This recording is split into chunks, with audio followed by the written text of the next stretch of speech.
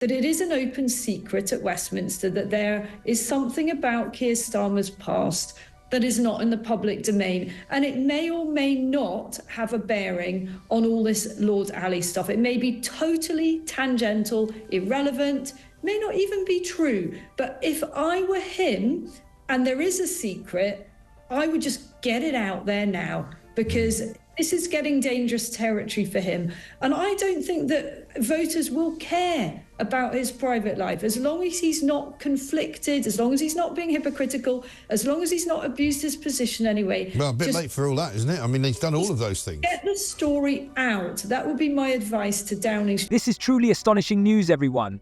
Out of the blue, 20 dedicated members of Broxtowe City Council have chosen to lead the Labour Party. And now, Keir Starmer's situation is more precarious than ever. The exit of these 20 council members isn't just a loss of random politicians, it's a significant blow to the very core of the Labour Party.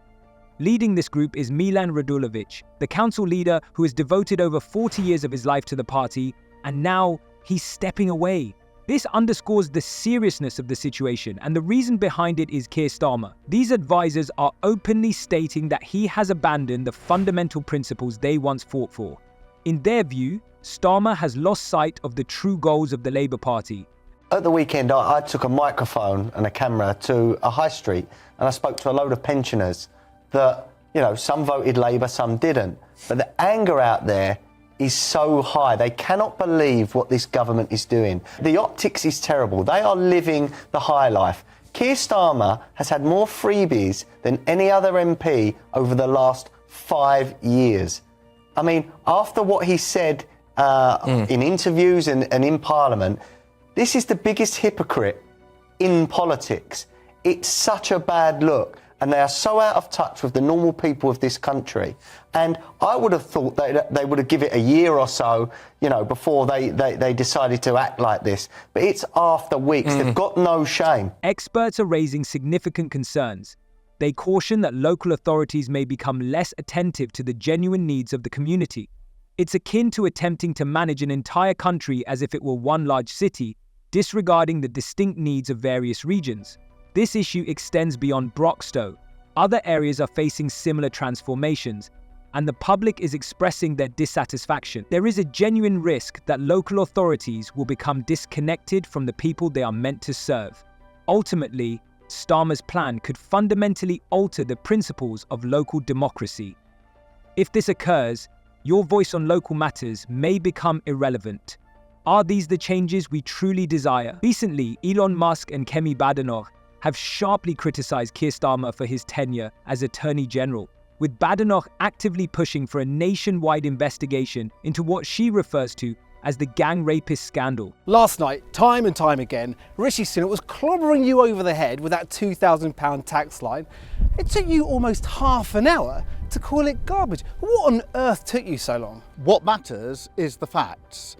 None of our plans involve tax rises for working people, and I'll spell it out. No income tax rises, no national insurance, no VAT. But what emerged from last night, and this is a very important takeaway, is that the Prime Minister of the United Kingdom, with his back against the wall, desperately trying to defend their record in office, resorted to lies, and he knows he was lying. And I don't say that lightly. Lying about our plans, lying about waiting lists, and lying about votes. And therefore the choice at the election is even clearer now, which is to turn our back, turn a page on the lies, the division and the chaos of the last 14 years and rebuild the country. If Starmer doesn't address his current issues swiftly, he will encounter significant challenges. Let's examine how this could impact the polling results for the Labour Party. Here are some recent statistics. Now let's discuss Starmer's centrist government, which members of his own party are labelling as a dictatorship. He is clearly facing difficulties. Starmer has made several controversial decisions, such as cutting the winter fuel allowance during the cost of living crisis. Honestly, it seems he has forgotten who the Labour Party is supposed to represent. And let's not even get started on the WASPy women. They have been fighting for their rights for years, and now the Labour Party has simply abandoned them. Even the party's stance on the Gaza issue is stirring discontent. The dismissal of advisors in Broxtowe was a key factor in this dissatisfaction. It appears that Starmer has become so focused on being moderate that he has lost sight of what he is truly campaigning for. The numbers tell a clear story. Nearly half of Labour voters, 46%, are unhappy with the party's direction since the last election. Since July, they have lost 33 council seats in by-elections, while only gaining 6.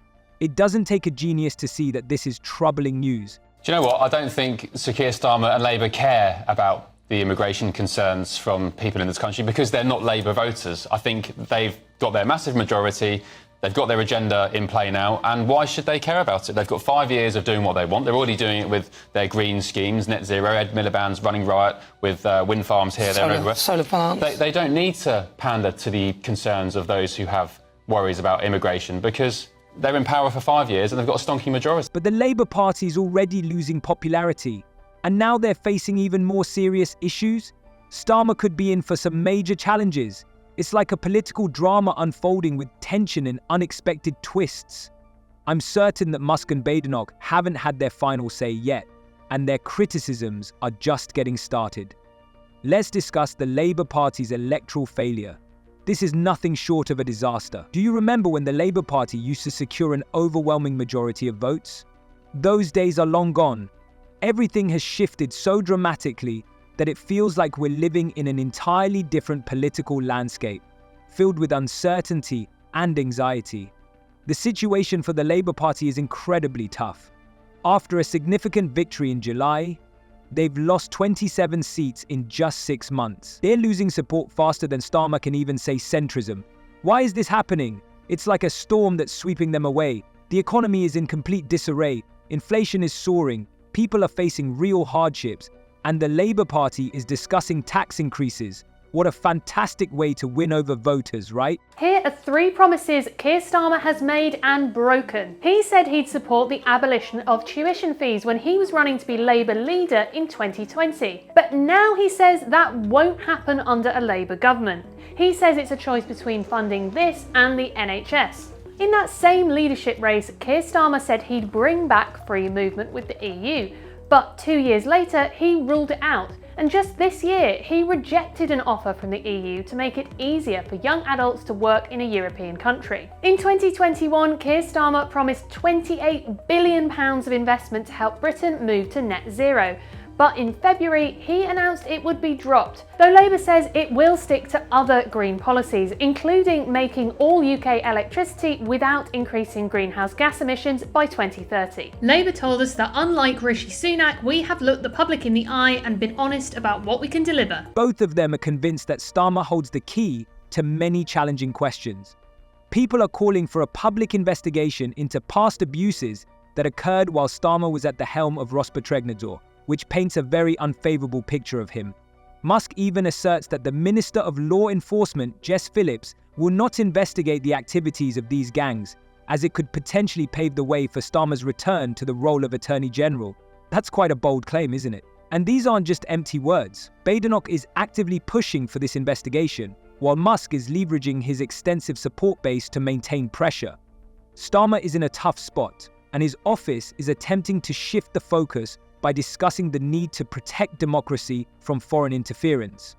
However, given all these allegations, that strategy may not succeed. What comes next? Downing Street has indicated that they are working on tightening regulations regarding foreign donations to political parties. Just getting back to this defence budget, Starmer knew he wasn't going to put that up. I don't care what anyone says. He will have predicted, he'll have enough experts whispering in his ear and saying this is the situation. He more than implied that, you know, the defence departments were going to get a fair share of money. They were going to be up in the ante. There was going to be new investment with them, bearing in mind the decline they've been in for the last 12 years or so, and it ain't going to happen. And you know what? He knew it wasn't going to happen. That almost verges on lies. And let's not overlook Brexit. Starmer is increasingly aligning himself with the EU, which is stirring up a wave of discontent within the Labour Party. They voted for Brexit, and now they feel that the Labour Party is attempting to pull them back into the embrace of Europe, leading to frustration and anger. Starmer is trying so hard to satisfy everyone that in the end he has managed to please no one, resulting in disappointment and unrest. Meanwhile, other parties are gaining momentum. Labour and the Conservatives are moving in tandem. But now reformist Britain has captured 22% of the vote. Some experts believe that if this trend continues, reformist Britain could emerge as the largest party in Parliament. This is a wake-up call that simply cannot be ignored. See you next time.